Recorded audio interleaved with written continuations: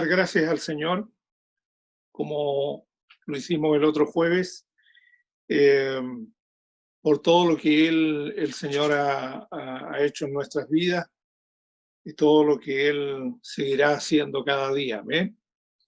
Me han preguntado algunos, ¿y la corbata? No, la corbata se quedaron en la iglesia, en realidad, la corbata, así que no me pregunten más esa parte. Bien, hicimos un largo resumen el jueves pasado del libro de los Hechos, varios capítulos hasta que entramos y llegamos al capítulo 13. Hay 8 aspectos que quisiera ver entre el capítulo 13 y el capítulo 14. Así que vamos a ver solamente 4 en esta oportunidad y el próximo jueves, si así el Señor lo quiere, vemos los otros 4. Y leemos en los primeros versículos del capítulo 13, había entonces en la iglesia que estaba en Antioquía profetas y maestros, Bernabé, Simón, el que se llamaba Níger, Lucio de Cirene, Manaén, el que se había criado junto con Herodes el tetrarca, y Saulo. Ministrando estos al Señor y ayunando, dijo el Espíritu Santo: apartadme a Bernabé y a Saulo para la obra a que los he llamado. Entonces, habiendo ayunado y orado, les impusieron las manos y los despidieron. Vemos hasta el verso 3. Entonces, quisiera dar una puntada atrás porque el primer versículo menciona aquí: había entonces en la iglesia que estaba en Antioquía. Y llama la atención el hecho de que hubiera ya una iglesia en Antioquía. Entonces vamos a retroceder un poquito al capítulo 11 y desde el versículo 19 leemos: ahora bien, los que habían sido esparcidos a causa de la persecución que hubo con motivo de Esteban, pasaron hasta Fenicia, Chipre y Antioquía, no hablando a nadie la palabra, sino solo a los judíos. Pero había entre ellos unos varones de Chipre y de Cirene, los cuales cuando entraron en Antioquía, hablaron también a los griegos, anunciando el evangelio del Señor Jesús. Y la mano del Señor estaba con ellos, y gran número creyó y se convirtió al Señor.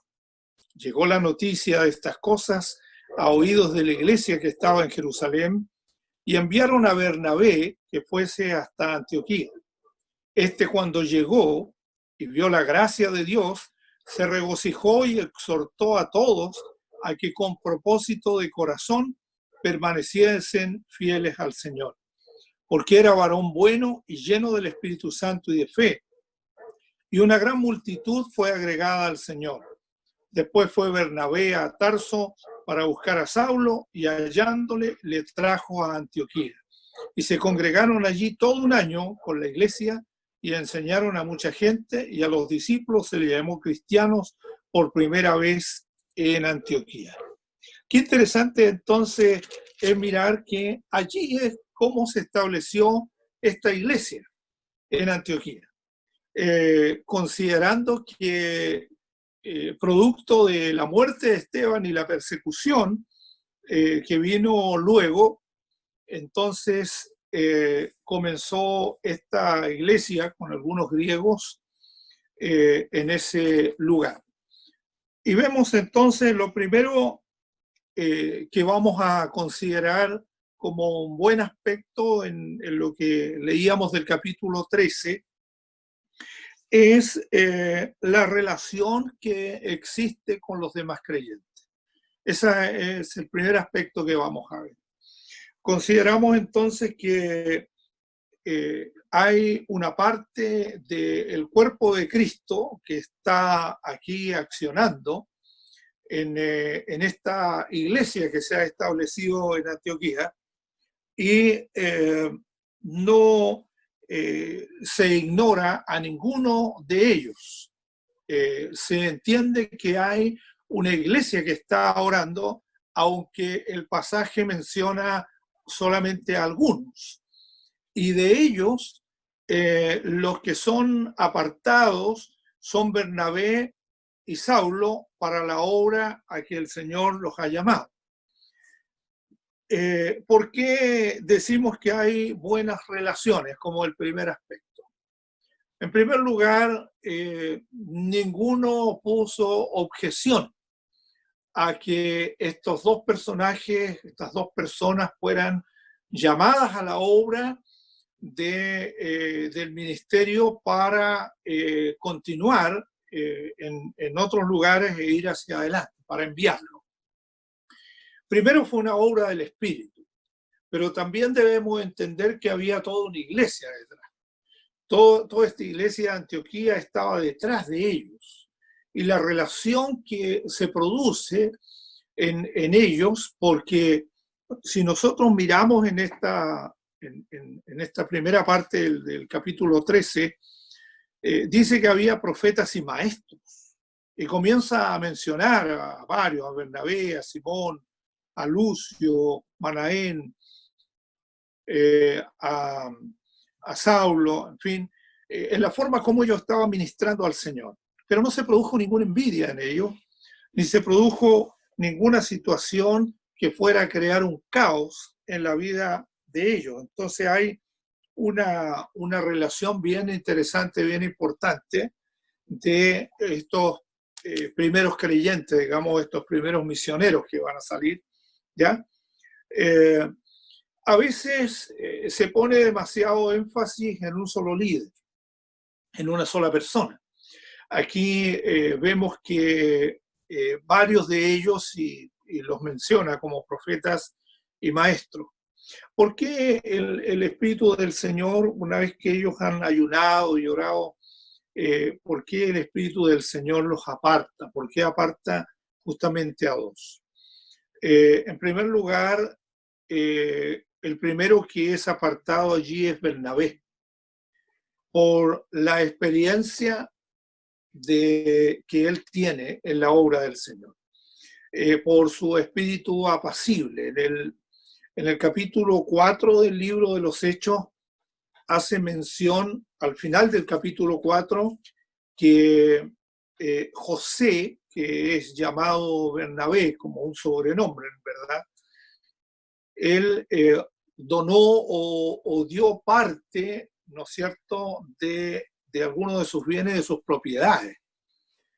Y él está considerado como un varón lleno del Espíritu Santo. El segundo que es mencionado allí es Saulo. Bernabé se toma el tiempo, como lo vimos en el capítulo 11, se toma el tiempo para ir a Tarso. Había vuelto a Tarso Saulo, y él va para traerlo justamente a Antioquía. ¿Cuánto tiempo había pasado de esta situación? Algunos piensan que habían pasado alrededor de 10 años en que Saulo haya estado en Tarso. Un tiempo bastante considerable, y Bernabé no lo olvida. Y Bernabé lo trae, y el Espíritu del Señor lo aparta entonces para esta obra. Y la iglesia les impone las manos y deciden despedirlo. Entonces, este primer aspecto tiene que ver con la relación que existe en la iglesia. Cuando nombramos personas que van a hacer un trabajo determinado, no se está mirando la condición social de la gente, no se está mirando otros aspectos, sino la madurez, el crecimiento que el Señor le ha dado a algunas personas para ese trabajo, para esa realidad. Ahora puede pasar tiempo en algunas personas, y obviamente que eso depende no de los hombres, sino del Señor. Si no, nos volveríamos nosotros políticos en el fondo, nos volveríamos, ¿no es cierto?, burócratas de hacer las cosas de una manera humana, pero las hacemos en el Señor. Así que el primer aspecto tiene que ver con esta relación interesante de las personas. El segundo aspecto es saber que el crecimiento que se va a producir en una iglesia no es un crecimiento explosivo, va a ser un crecimiento paso a paso, un crecimiento lento en alguna forma. ¿Ya? Dice el verso 4, ellos entonces, enviados por el Espíritu Santo, descendieron a Seleucia y de allí navegaron a Chipre. Y llegados a Salamina, anunciaban la palabra de Dios en la sinagoga de los judíos. Tenían también a Juan de ayudante.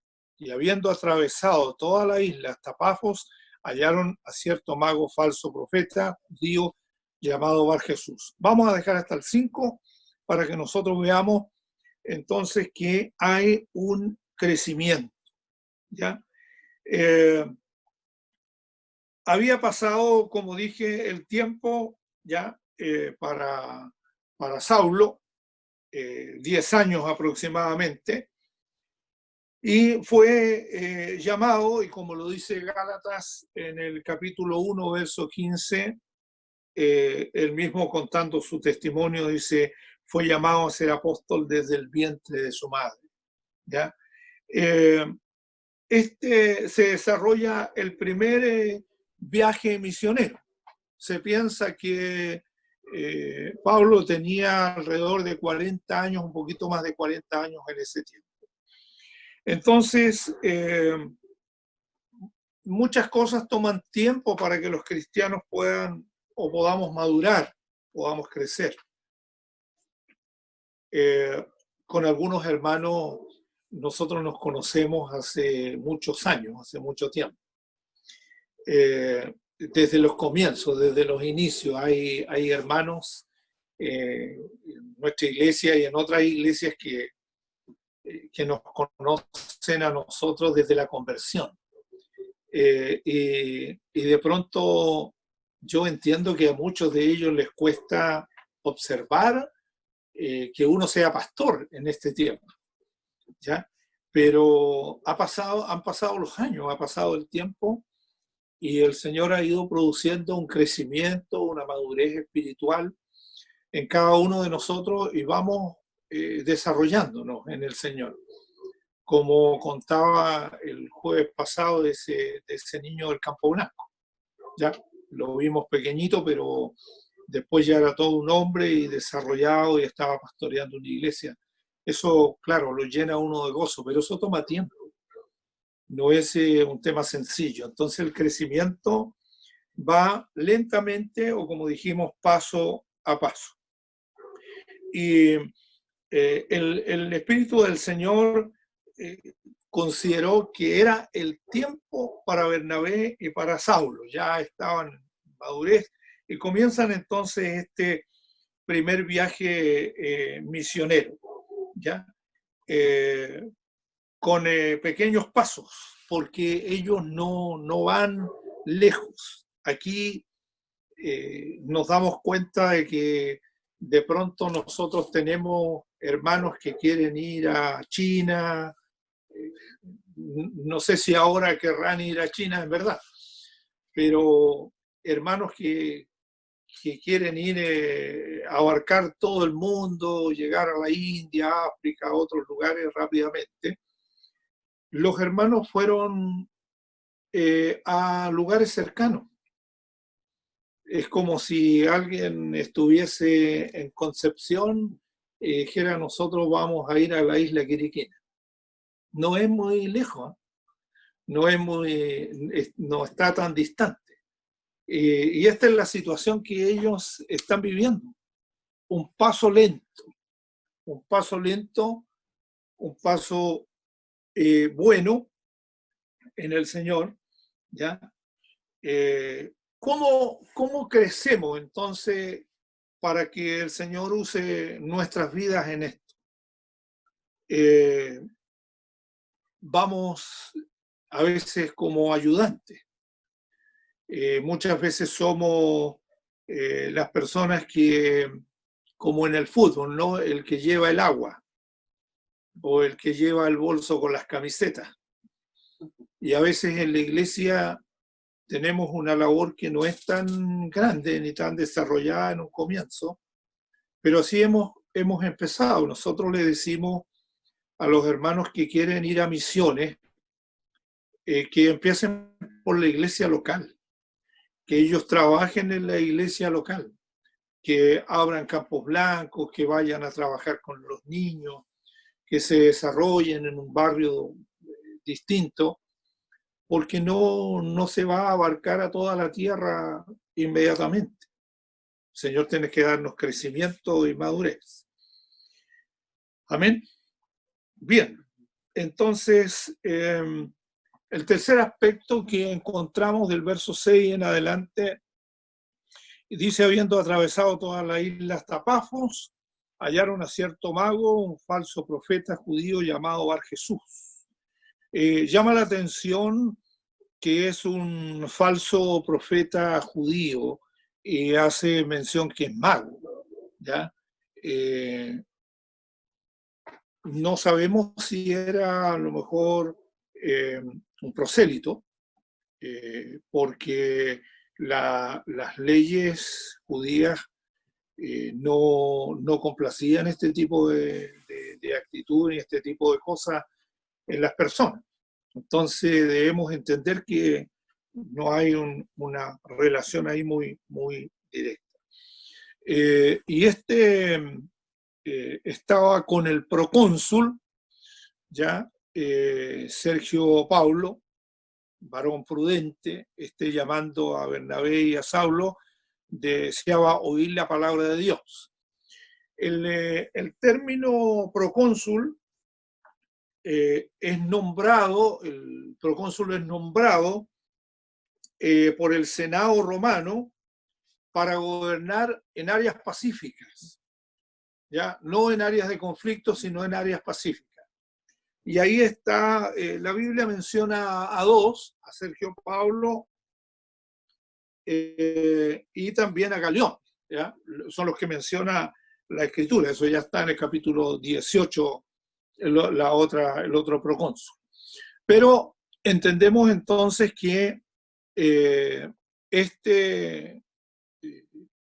Bar Jesús estaba ahí con el procónsul Sergio Paulo y llamó a Bernabé y a Saulo y deseaba oír la palabra de Dios. Pero les resistía Elimás, el mago, porque así se traduce su nombre, procurando apartar de la fe al procónsul. Entonces Saulo, que también es Pablo, lleno del Espíritu Santo, fijando en él los ojos, dijo: oh, lleno de todo engaño y de toda maldad, hijo del diablo, enemigo de toda justicia, ¿no cesarás de trastornar los caminos rectos del Señor? Ahora pues, he aquí la mano del Señor está contra ti, y serás ciego, y no verás el sol por algún tiempo. E inmediatamente cayeron sobre él oscuridad y tinieblas, y andando alrededor buscaba a quien le condujese de la mano. Entonces el procónsul, viendo lo que había sucedido, creyó, maravillado de la doctrina del Señor. Interesante es entonces ver este tercer aspecto, que es con respecto a la oposición a la voluntad de Dios. Nosotros entendemos que siempre va a haber una lucha, siempre va a haber un aspecto en donde nosotros nos veamos que no podemos avanzar, que no podemos crecer, que no podemos llegar a lo mejor a un objetivo. En este caso, una persona está impidiendo, pero nosotros sabemos que detrás de él o tomando posesión de él está todas las artimañas del diablo. Y en eso vemos una oposición, porque este procónsul está atendiendo a la palabra, escuchando a la palabra. Yo no sé si alguno de ustedes se ha visto en algún momento predicando, hablándole a otras personas, gente que está con una tremenda avidez de escuchar la palabra, y viene alguien para aportillar, digamos, lo que se está hablando, ¿ya? y haciendo cosas contrarias. Yo me imagino que en este caso quiere apartar de la fe al procónsul. La gran mayoría de los comentarios mencionan que era porque Elimas estaba presentando sus artes mágicas delante del procónsul y ya lo tenía cocinado, como diríamos en un buen chileno. Ya lo tenía ahí listo. Pero llegó la palabra del Señor, llegó la palabra de verdad. Ahora, esta oposición, nosotros vemos que este hombre tiene un respeto por el cristianismo. Ya habíamos visto que se le llamó cristiano ahí por primera vez en Antioquía. Y tiene un respeto el procónsul, pero está la oposición de este varón. Él quiso impedir que la palabra de Dios pudiera llegar, ¿ya? Pero consideramos una cosa bien interesante. Tiene el creyente, el cristiano, autoridad, potestad, como para pedir en oración o clamar en ese momento al Señor para que una persona quede ciega? Ha sido la pregunta de muchos, ¿ya? Para que alguien, ¿no es cierto?, no recibiera la vista, no tuviera, ¿no es cierto?, fuera conducido por la mano y quedara ciego por varios días, ¿ya? La respuesta más acertada que encontramos ahí es que Saulo había tenido la misma experiencia camino a Damasco en el capítulo 9. Él había tenido la misma experiencia de haber quedado ciego. Y en esa ceguera de esos 3 días, él conoció al Señor. Y es muy posible que él, en esta situación de querer que Elimas también pudiera conocer de la palabra del Señor y a Cristo como él lo había conocido, entonces él pidiera que quedara ciego por 3 días para que pudiera atender a esta situación. Es la respuesta más acertada que encontramos. Pero se produce que el procónsul quedó maravillado, ¿ya? Quedó en una situación, ¿no es cierto?, nos dice, creyó maravillado de la doctrina del Señor, nunca pensó que se iba a producir algo así.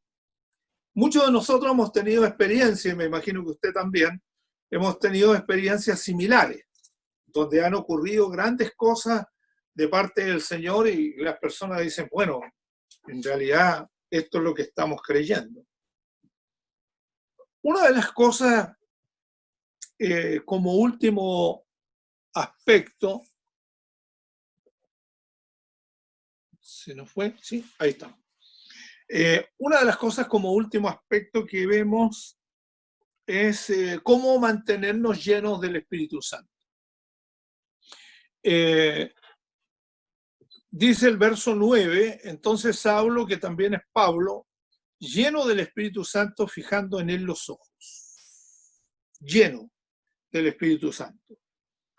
¿Estaba preparado Pablo para la oposición que se estaba presentando? Sí, porque estaba lleno del Espíritu Santo.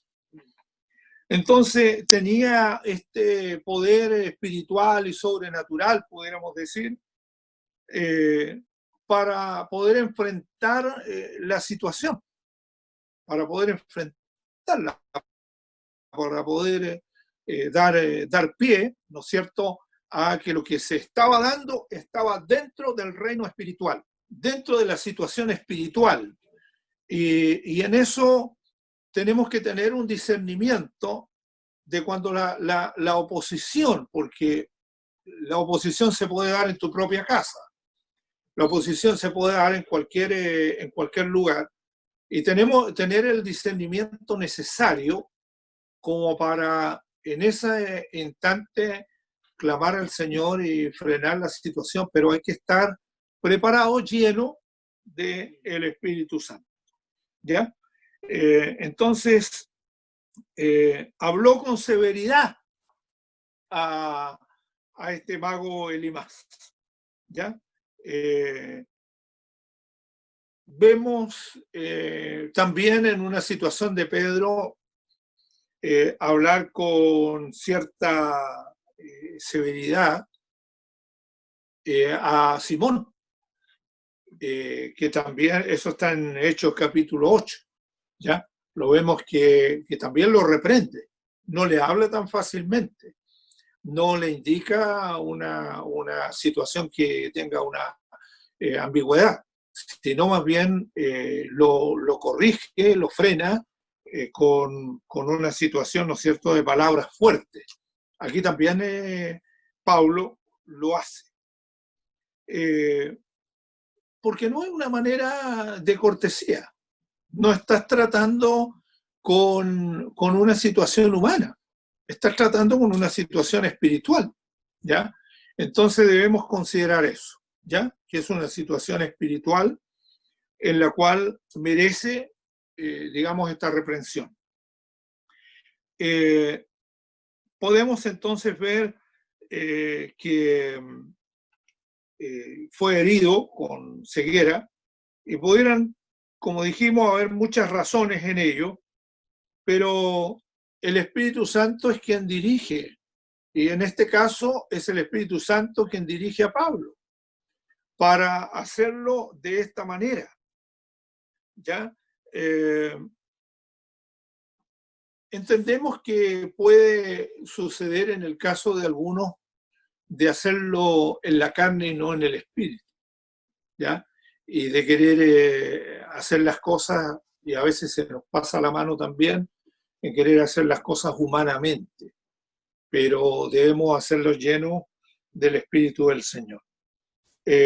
Así que lo último que vemos es mantenerse lleno del Espíritu. Y Lucas, que es quien escribe el libro de los Hechos, hace énfasis en esto, de que Pablo estaba lleno del Espíritu Santo, ¿ya? Al igual que los otros discípulos. El ser lleno del Espíritu es una necesidad, ¿ya? El bautismo del Espíritu lo recibimos obviamente una vez, pero podemos ser llenos del Espíritu del Señor todas las veces, ¿ya? La llenura, la presencia del Señor, el anhelar que Él nos dé de su Espíritu, ¿ya? Todos los hombres en la antigüedad y también hoy buscamos eso, ¿ya? Que el Señor nos llene con su presencia, que tengamos hambre y sed del Señor y podamos buscar de su Espíritu. Y de esa manera vayamos creciendo espiritualmente en la fe. Oramos entonces al Señor. Amén. Padre, queremos darte gracias por este tiempo en que tú nos brindas, Señor, el poder estar reunidos a través de esta plataforma. Padre, bendice a cada uno de nuestros hermanos. Derrame, Señor, de su gracia y de su favor sobre cada uno de sus hijos. Llénenos, Señor, con su espíritu. Y podamos, Señor, enfrentar la oposición muchas veces llenos del Espíritu y podamos hacerlo con un discernimiento espiritual. Señor, ayúdanos en estos aspectos que hemos visto para relacionarnos con los demás y para poder ver, Señor amado, que tu obra va creciendo paso a paso y que vamos, Señor, desarrollándonos espiritualmente. A ti, Señor, sea toda gloria, todo honor y toda alabanza en el nombre de nuestro Señor Jesús. Amén y amén. Dios les bendiga grandemente. Gracias.